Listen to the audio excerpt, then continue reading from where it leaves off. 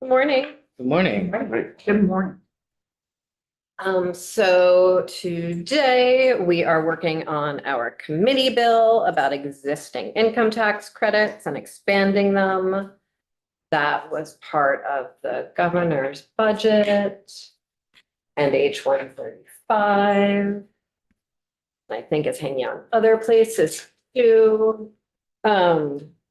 And is a really delightful, from my perspective, extension of some really great work this committee has done in the past.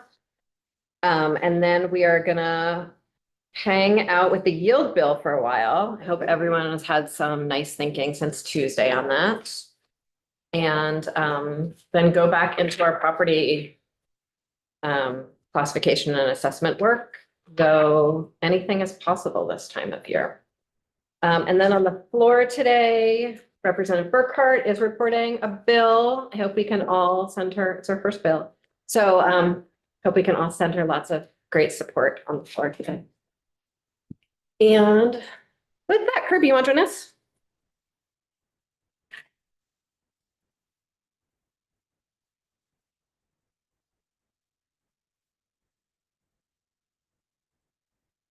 Good morning. Kirby? You're gonna be sick of me today. Never. But you're gonna be sick of us. Yeah, I'll be in here 3 times, I think. Share. First document of the day.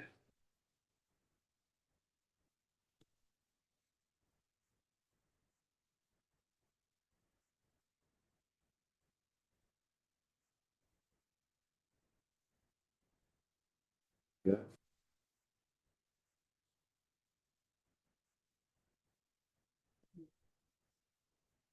That good? Mhm. Okay, so what I have to show you right now is a committee bill that handles only the the income tax credits that were part of the miscellaneous tax bill, formerly called H-135, I think. Impressive. So that's what this is essentially. It takes 3 of the changes to income tax credits from H-135 and puts them into a committee bill by themselves. There's a purpose statement in section 1 on the first page that shows what those 3 credit changes are. And then starting in section 2, we have the Vermont Child Tax Credit. And to refresh you, we've been over this when we went through H-135 the first time, but to refresh you, the proposed change, which these all come from the administration, by the way, is to increase for the child tax credit the possible age of the child that you can claim the credit for from up to 5 years old is being changed to 6 years of age or younger. There is also some clarifying language that's been added in this bill that just clarifies that the Department of Taxes, when considering whether someone's eligible for this credit, should not look at federal rules relating to whether a person can receive a refund.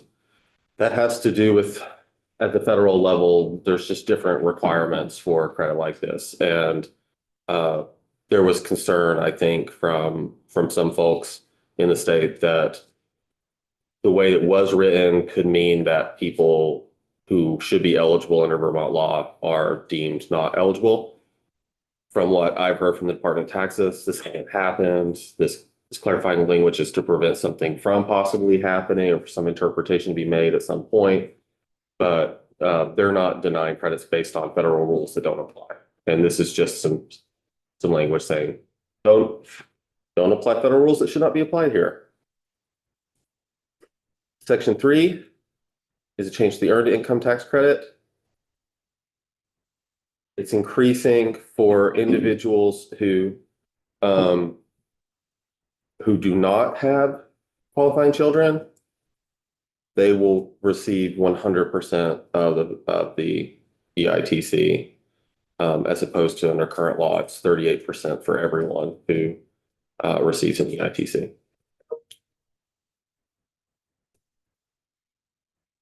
Does everyone remember the sort of counterintuitive percentages on this and what it does? Yeah, but if you said it again, it'd be great.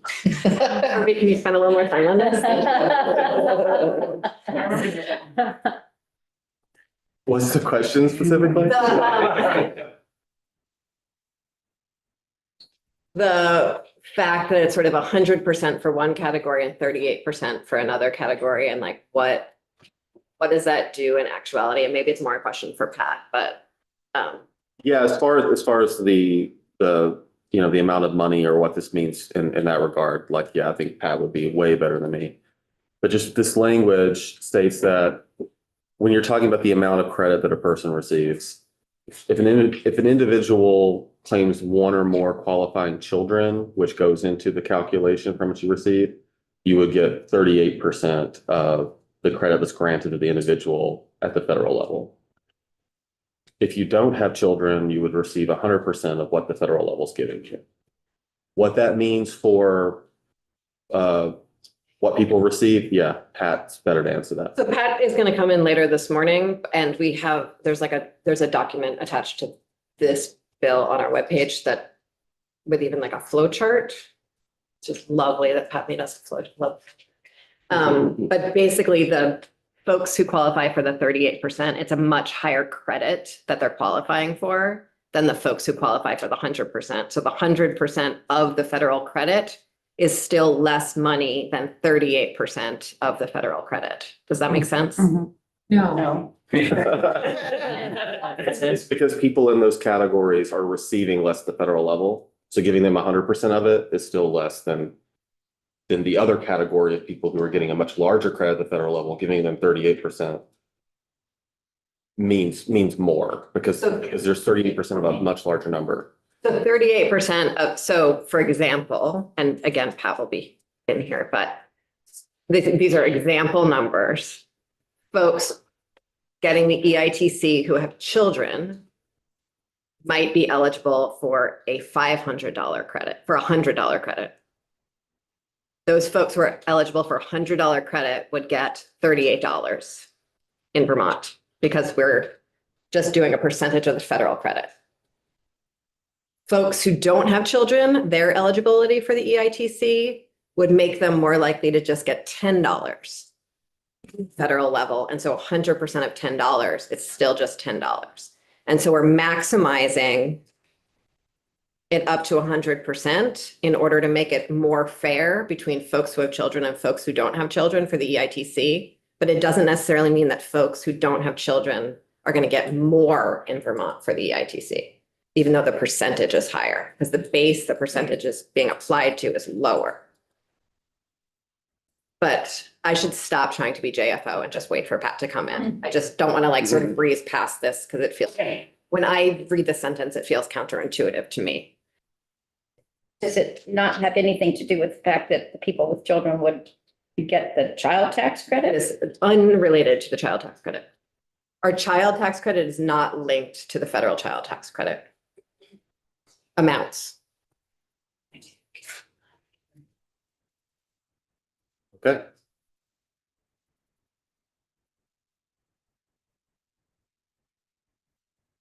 And just as a reminder, this is also from H-135, but there's some text here that was just simply moved down because it was repeated twice within the same section. And so it was removed in two places and just moved farther down. This was part of the suggestion coming from the administration, and I see why, just because this is cleaner. But there's no substantive change here. Language itself, though, relates to people who don't have a taxpayer identification number at the federal level being able to claim these credits in Vermont. And that brings us to the final section of this committee bill, which is section 4. These are changes to the partial exemptions that Vermont has for retirement income and Social Security income. this was a suggestion from the administration also, to increase the threshold amounts. So currently, when it comes to Social Security, say, if your federal AGI is less than or equal to $50,000 is current law, then all of those benefits are excluded, not taxed, not going into your income that's taxed. In Vermont, this would change that number up to 55. And then there's a phase out period under current law. That phase out period is between $50,000 and $60,000 versus Social Security income. If that's being changed here from the range of being 55 to 65. And just for a little bit of background there, when it comes to Social Security benefits, there's a cap on how much you can receive, right? And these numbers do more or less, from what I've seen, overlap with what that cap is at the federal level. So in other words, if you just receive Social Security benefits, my understanding of this, I'm not JFO, maybe that shouldn't, but I do feel like it's relevant to like understanding this. If you just receive Social Security benefits, then you should be within this exclusion amount and it should not be taxed for you. And Sorsha emailed around to everyone Pat's presentation from last month that explains exactly what Kirby just said. Yeah. Can you talk a little bit about the retirement side of this, the non-Social Security side? Right. This partial exemption is for a few different types of retirement, not just Social Security benefits. So we have increases also to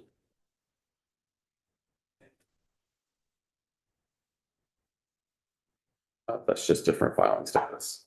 So there's different treatment for different filing statuses for Social Security.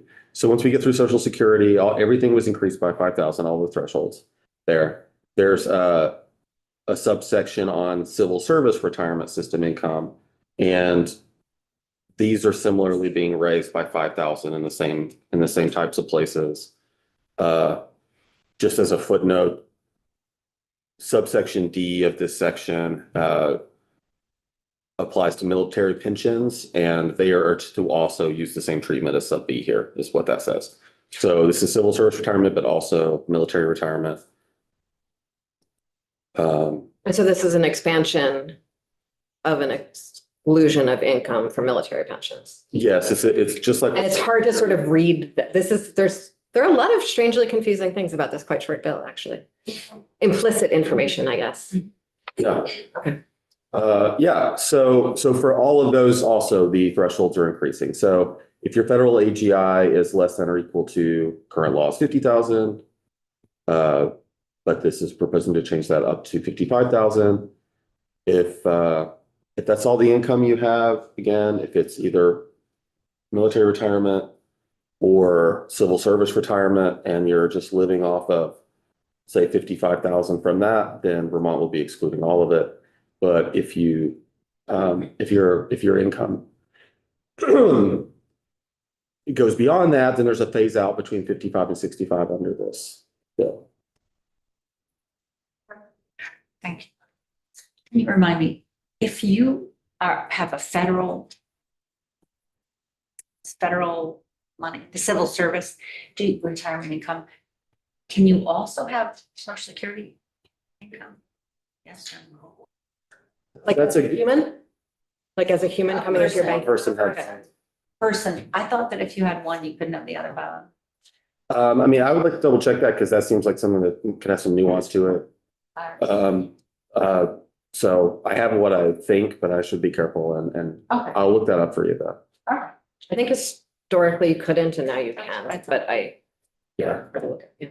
Kirby, can you point to where it mentions military? Yeah, well, I mentioned that before because since this language doesn't change anything in that subsection, it's cut off. And this is how it is in H-135 also. It occurred to me looking at this morning that maybe it would have been better to have this whole section of law in there. But underneath this asterisk, which, when we do drafting. So what page are you on?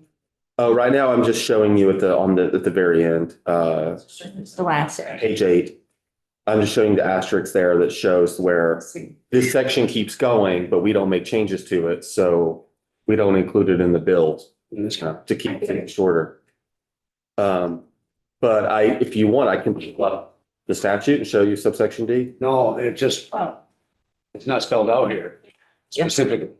That's- Yeah, so subsection D, I can show it to you. I think if that's important for people. Is that okay with the chair? That'd be great, thank you. What's more important to me is what happens to our military retirement exemption bill. Mm-hmm. Here we go.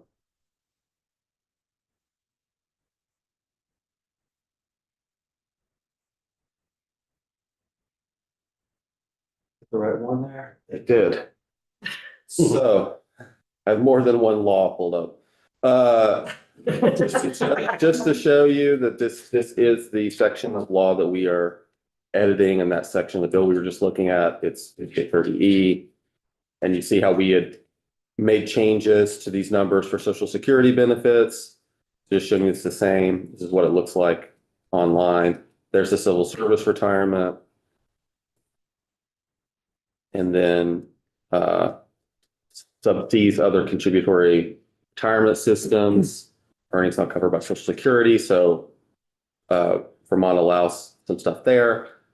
And then in D, it says U.S. military retirement income. U.S. military retirement income received by a taxpayer in the state shall be excluded pursuant to subsection B, which is that civil service retirement. As though the income were received from civil service retirement system, and shall be subject to the limitations under subsection E. And those limitations which apply to civil service retirement, other retirement, military. A taxpayer is eligible for Social Security income exclusion, which this may go to Representative Odie's point, possibly. In Vermont, we have you pick one. So the taxpayer can elect to either one of the exclusions first, the taxpayer is eligible under B through D, or the Social Security exclusion under A, but not multiple. It's assumed that taxpayers will be well informed and pick the one where they have the most income. I know through behavioral economics that there's probably instances where people don't realize that and pick the wrong choice, but that's the assumption there, is that people will pick the one that's most beneficial to them. I guess this is to piggyback on Representative Canfield's question. Is this, I thought in the governor's proposal, he had included the total exemption, which, was what, $3.9 million or whatever. And is this the place that it used to be and it's not here now, or what's the issue? So we have an existing exemption for U.S. military retirement income that aligns with our existing exemption for Social Security. And we are in this bill that we're looking at expanding both of those things. Right, but it doesn't. It is not a full exclusion. It is keeping it linked to income to some degree, as is the rest of the bulk of our tax policy. So again, what I'm asking is, was it in there? Is this where the governor proposal would have been included? No, it was a separate, the bill has like 20 sections in it, and it was a separate section of the bill, right, Kirby? Yeah, if I'm following your question, it was a different section, but from the same bill. So if you're asking if it's from the same bill, yes. If you're asking the section we're looking at, was that where those changes took place? Well, partly because you have to remove the partial exemption if you're going to do a full exemption. So that would have been done. Right. But the full exemption was its own sections, and it was, I think, more than one. I think there's a couple of sections to get the full exemption. Okay. But it's not in this committee bill, to be clear. Right, so in going forward to support what the governor had proposed, this section would have to change, correct? Sure, yes.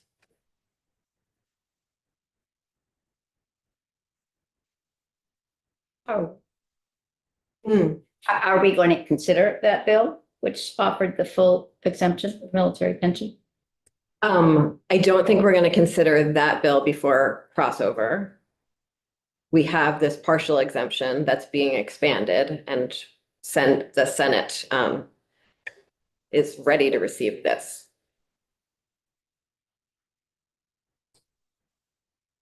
Which is a significant expansion of an existing exemption for military retirees. I also, if case anyone is interested,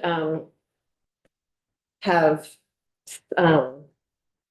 ran into a piece of it was when we were doing property taxes, which is all we do except for this one moment in our lives.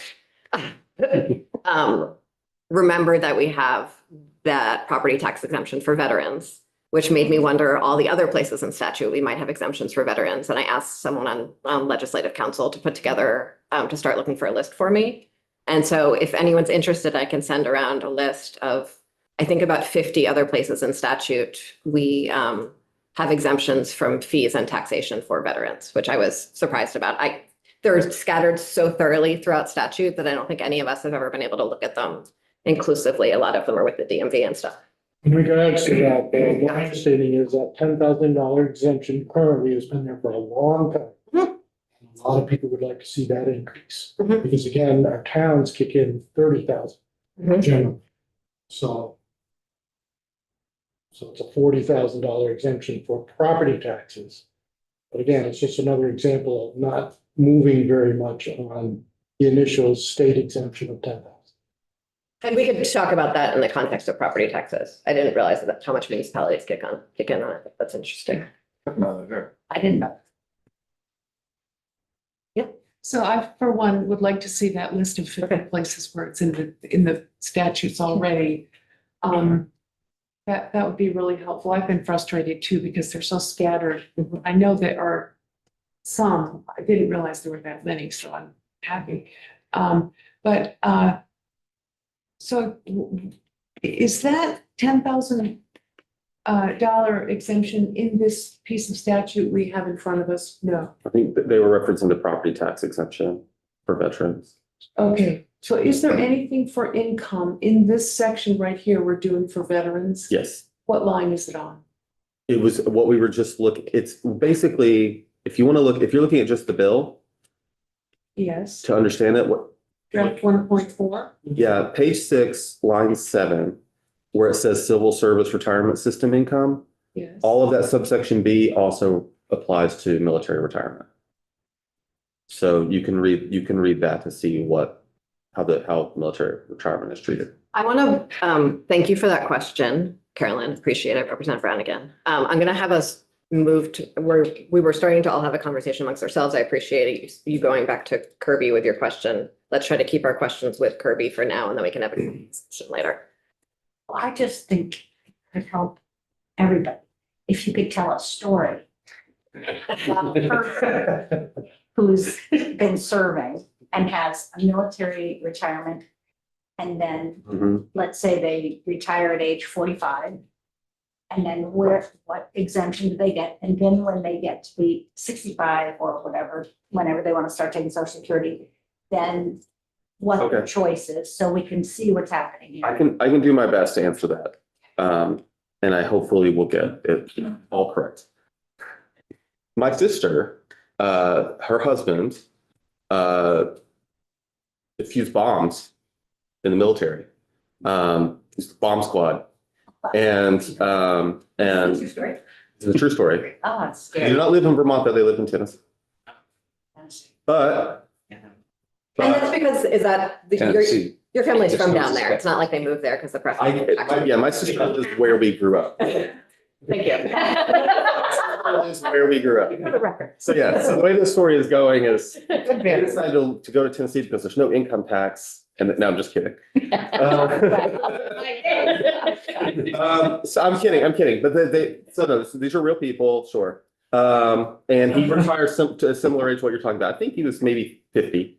And he went back to school and he's doing other work now, In the right? meantime, what is he collecting starting at age? Presumably he has a pension, yes, that he receives. A military. A military. Military pension that he receives in addition to whatever other income he has from working right now. So pretend he's in Vermont. Let's pretend he's in Vermont. He could, on that pension right now at around 50 years old, exempt up to, under this bill, 65,000 of that.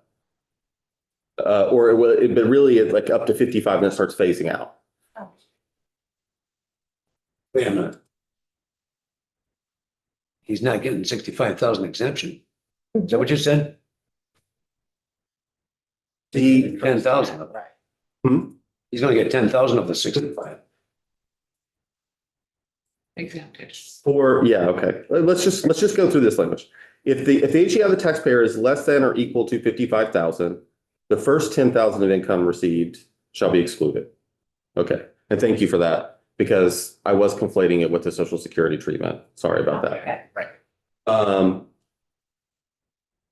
And then, so if the federal HEI is greater than 55,000, but less than 65, the percentage of the first 10,000 Phases out. starts to phase out. Okay, and so yeah, very big point there. So I appreciate that. So this person we're talking about, I don't know what their situation is, but you can. And that's the only income they have to make. Uh. And then they get to retirement age. Yeah. Now they have a choice. Thing is, it seems conceivable to me that his pension is high and is more than. Okay, but pretend it's. Kirby did not go to school for narrative storytelling. He went to school for the law. And so we're going to spare him from the narrative. Okay, I'm just trying to it seems like you want an out from your storytelling assignment. I'm sorry. You want to keep on telling the story. You are No, welcome. there's not much more to tell because I don't know what this person's pension is, but if I know. it's less than 55,000, then they would have 10,000. Okay, Is the so point. that's what they get. They get 10,000 excluded up to 55,000 in income to make it easy. That's all they have. When they get to be, and then now they're working other jobs, whatever. And then they're 65. Now they have a choice. So what's their choice? This shows you that this is answering your question. The choice is then they have to pick one. Right. The excluded amount under the military/civil service retirement part or the Social Security part. And as Representative Canfield pointed out, there's differences in that treatment because when you start looking at Social Security, if you're under the threshold there, then it's all benefits are All excluded. benefits. If you're under the thresholds there, it's not just 10,000. So Of Social Security. of Social Security. That would, and hopefully people are able to make that decision when they file their taxes and know that to be able to make the right choice there. There are free services, by the way, for people who are veterans. Okay, if that didn't answer it, we need a different example. Because if people get the story, Mhm. they'll No, get it. I appreciate it. All right. Yeah, I'm sorry to act as though you are not a Yes. sound storyteller, Kirby. Oh, it's- Just, we're not trained as a storyteller. Story. I'm just gonna help you out. If I didn't have to worry about facts, I can tell you great stories. That's why stories are so nice. Charlie. So on the exclusion for social security going up, that social security income is earned regardless of what the source of that income was during their working life. So they could earn that being a contractor, being a school teacher, serving in the military, also contributing into their social security. Is that correct? To my knowledge, yes. So we're not placing, what we're doing is we're saying you've worked long enough with this bill expanding the exemption so that we value what you've given back to the society and saying we're going to exclude that income up to this amount. We're not making any value judgments as to what the source of that income was in excluding that social security exemption. So there's nothing there. By talking about military pay, you are placing a value judgment on the source of that income. I just want to point that out. I think that's what I understand. So the social security income is really regardless of what your job was. Yes. Yes. Any other questions for Kirby to understand the bill? Yes, Oh. Representative Brannigan. I'm sorry. Can you please tell me the difference between what we have now and what we would have if this bill were? What would these soldiers who are now retired have that they don't have now? They could have a slightly higher amount of pension income that could be excluded. 10,000? Is that the figure? 5,000. The thresholds are going up by 5,000. And that's for the eligibility to get that 10,000. The 10,000 is not changing. 10,000 is not But changing. the eligibility, you can have more. You could have a little bit, you could have 5,000 more in income and still be eligible to get the full. And you could also have 5,000 more income than current law to get the partial, the part of the 10,000 for the phase out. Do you know why we're doing this now? Because we have this other bill hanging on the wall? The bill that allows them. I think that is not a question for Kirby. Okay, that answers my question. Yeah. Okay. Did you have a question a minute ago that I lost, or are you? No, I was Okay. just gonna clarify the difference between 10,000 here and 10,000 for the property taxes, Okay. which is making sure those two things were clear. When are we So they're talking separate. about? And Kirby, may I just ask, you said at the outset that the changes in this bill came from the administration. Yeah, all of them. They were recommendations by the. All of them were in H-135 And the budget. and the parts of H-135 that were introduced from the administration and Representative Canfield. Yes. So the difference in 135, the military language is struck out in the language there, which means they were setting it aside. Should we do that other bill? There's also a lot of other language that was in the miscellaneous bill That's not here. that's not here, that's in other places. It's just to try to keep each bill focused on its purpose instead of. So there's a lot of, for instance, in the miscellaneous tax bill, there's a lot of tweaks to the property tax system that are technical. We're going to put them in the property tax bill in an effort to have things make sense. Not that we will succeed, but we will try. Question for Kirby? Yeah. Okay.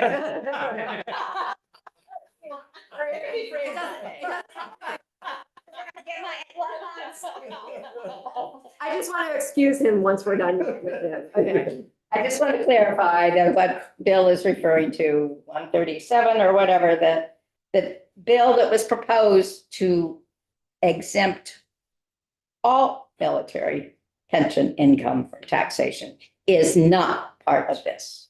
This excludes, this raises the threshold for a partial exemption of military pension. It does not exclude all military pension. Correct. Okay. So this bill does not accomplish what that other bill was attempting to do. This language does not accomplish the other bill that proposed full exemption.